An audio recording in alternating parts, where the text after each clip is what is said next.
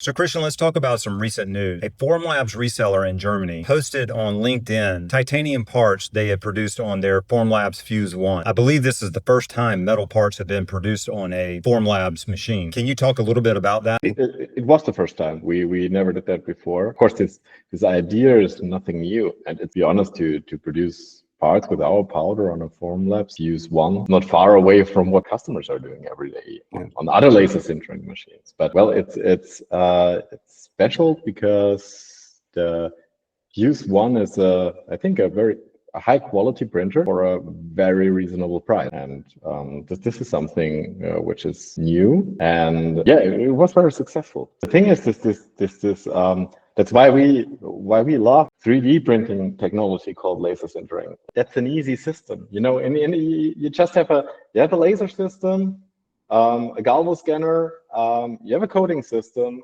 and a Z-axis. Now, typically the biggest challenge in laser sintering is to have the control over the temperature. But this is something with our powder you don't really need, because we are working on 50 degrees Celsius, so it's nearly nothing in temperature and easy to control.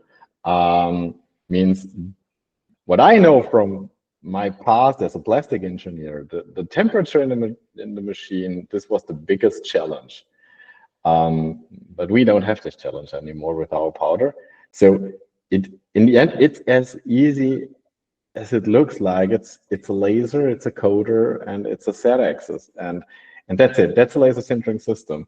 And what this Formlabs test we did is showing it is so easy to print green parts with our powder, and it is so easy to get metal parts out of such a machine with a very reasonable price point. That's pretty cool. Yeah, we were very happy to share this.